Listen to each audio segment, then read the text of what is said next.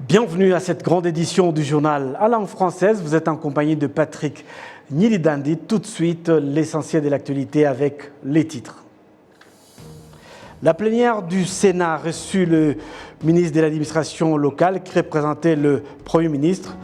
M. Gatabazi Jean-Marie Vianney commentant verbalement les mesures proposées pour résoudre le problème dans les villages modèles.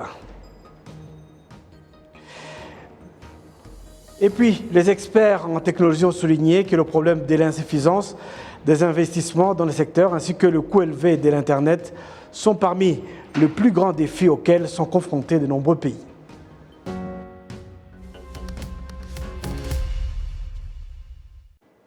Encore une fois, bienvenue à toutes et à tous. La plénière du Sénat a reçu le ministre de l'administration locale qui représentait le Premier ministre.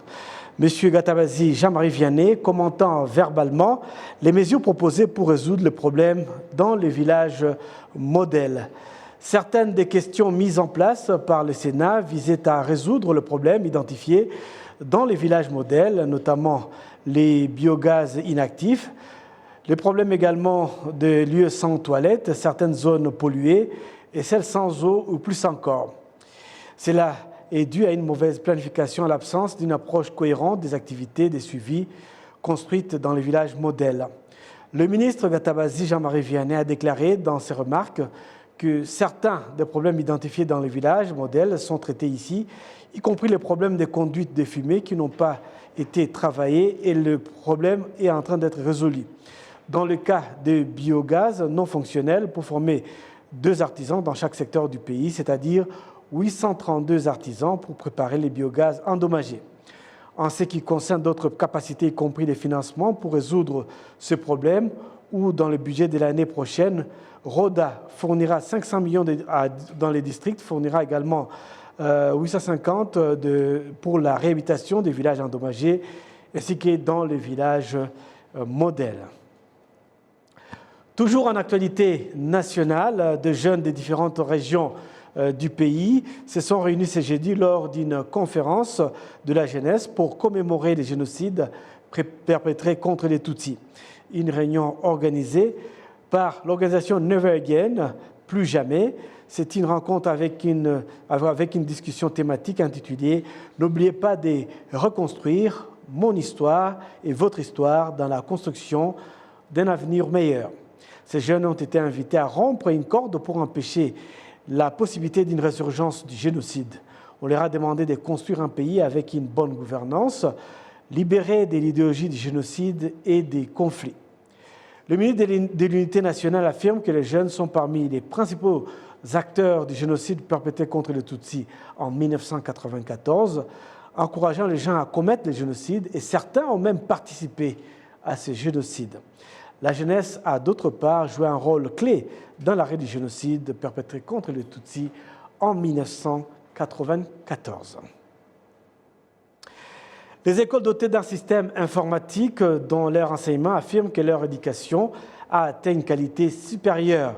Un groupe de participants à la conférence mondiale des développements des télécommunications à Kigali a visité mercredi le groupe scolaire en district de Bugesera. Les détails avec Kassim Youssouf. Cette école est dotée du réseau Internet à haut débit pour épauler l'enseignement qu'elle dispense. Son directeur Cyprien Touratsinze indique que cette technologie a permis de relever la qualité de l'enseignement.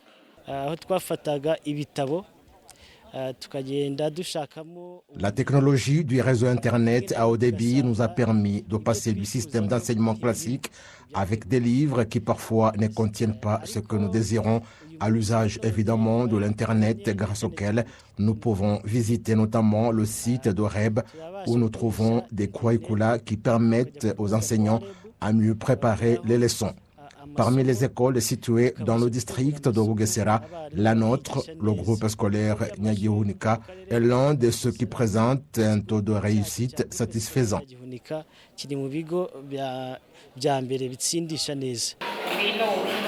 Le secrétaire d'État au ministère de l'Éducation en charge de l'enseignement primaire et secondaire, Twagirayezu Gaspard, indique que le projet de doter les écoles de l'Internet à haut débit a débuté avec 63 écoles.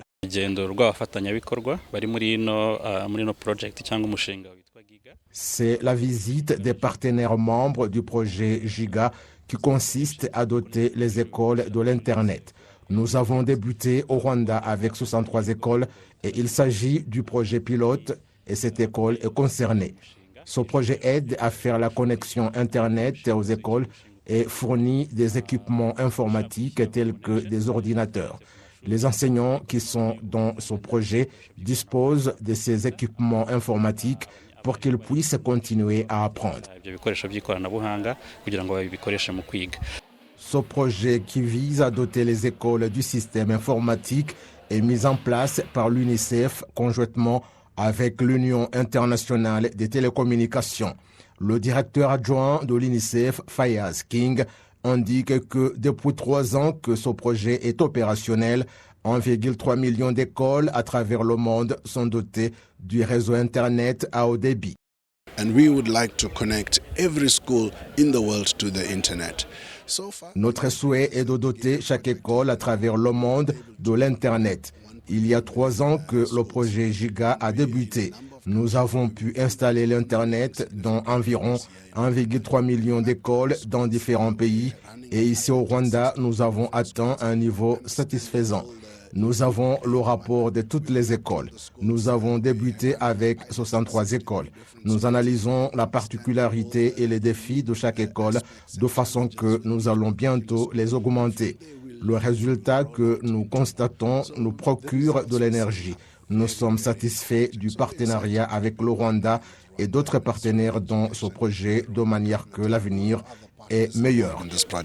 So we're in for some very exciting times. The future looks very, very bright. La pandémie de Covid-19 a entraîné la fermeture des écoles et environ 1,6 milliard d'élèves ont été affectés et environ 463 millions, soit 31%, n'ont pas pu poursuivre les études faute de moyens informatiques.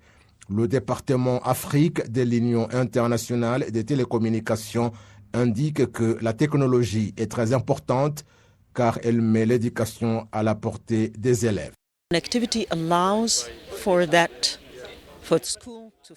Le réseau Internet permet que les écoles trouvent les élèves à domicile, là où ils se trouvent, et fait que les parents puissent jouer un rôle dans l'apprentissage de leurs enfants et qu'ils fassent le suivi de l'évolution de leurs enfants, même si les écoles sont closes suite à des moments tels que ceux de la pandémie de Covid-19. Au Rwanda, la plupart des écoles sont à 30 km de la place où passe le réseau Internet à haut débit. 1796 écoles, soit 43%, ne disposent pas du réseau Internet, mais le projet de son extension se poursuit.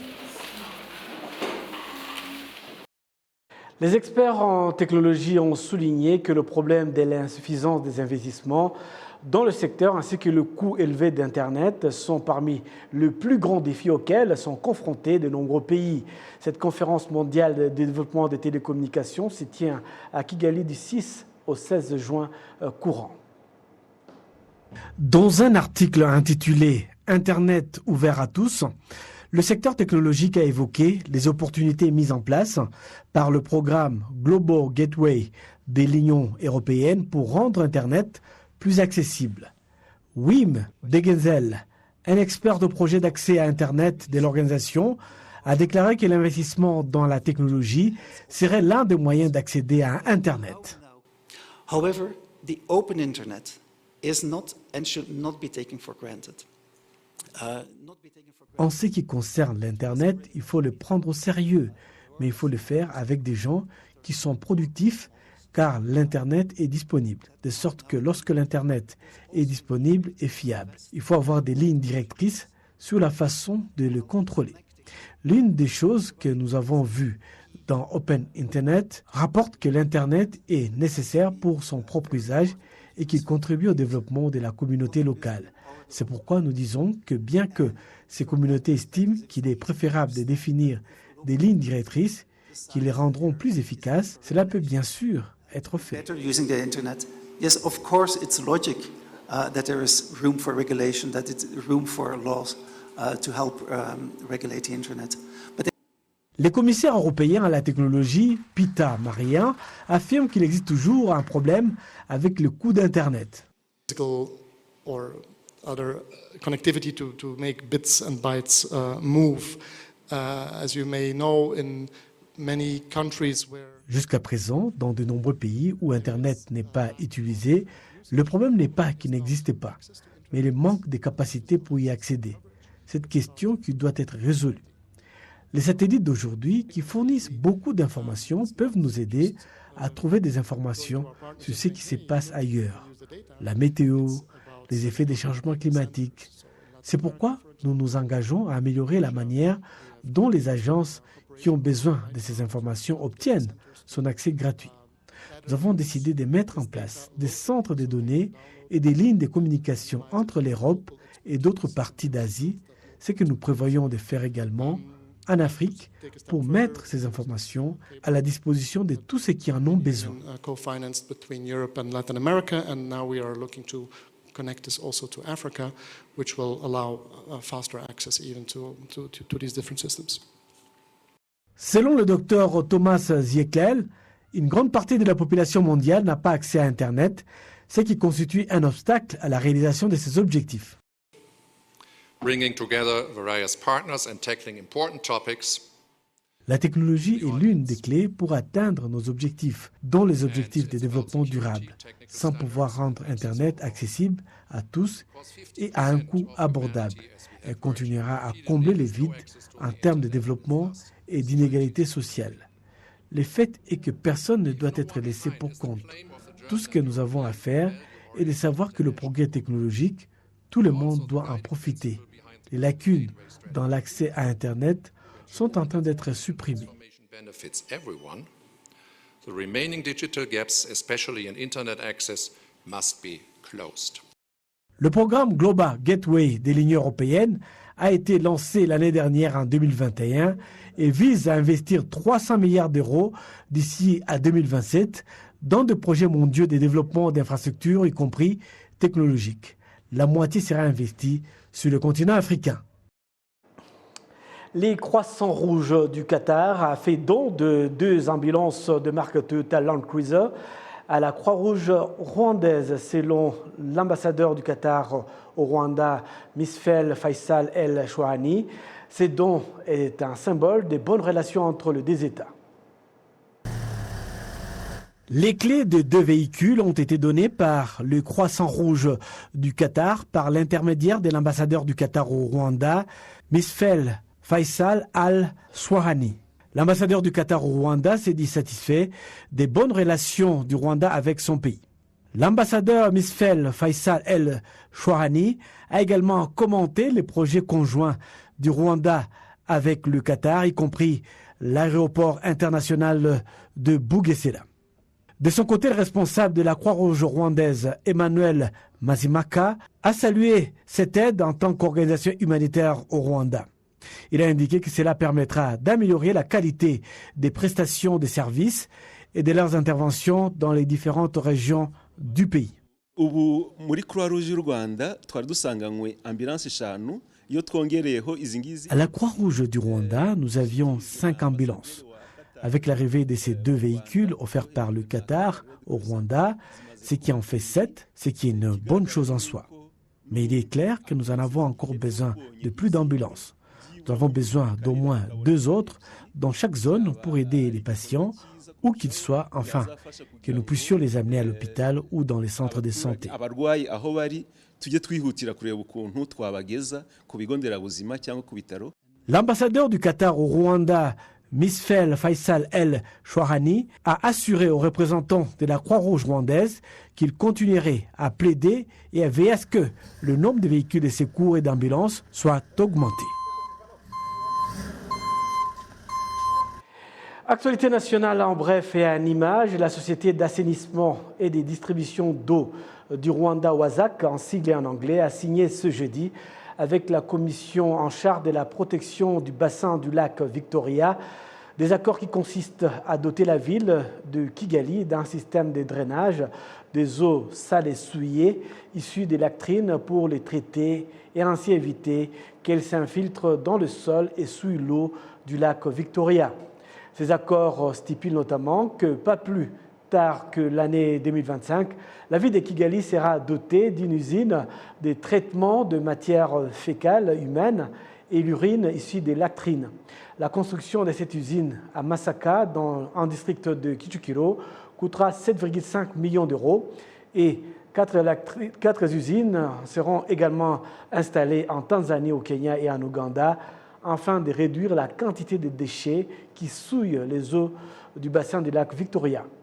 Bien que le Rwanda ne soit pas riverain du lac Victoria, l'urine et les matières fécales humaines s'infiltrent dans le sol et se déversent dans la rivière Nyabarongo, affluent de la rivière Akagera, elle-même tributaire du lac Victoria. C'est donc avec ce rappel des titres que nous allons boucler complètement cette grande édition du journal à langue française. Au nom de toute l'équipe qui m'a permis de le présenter, je vous souhaite de passer un excellent après-midi en notre compagnie.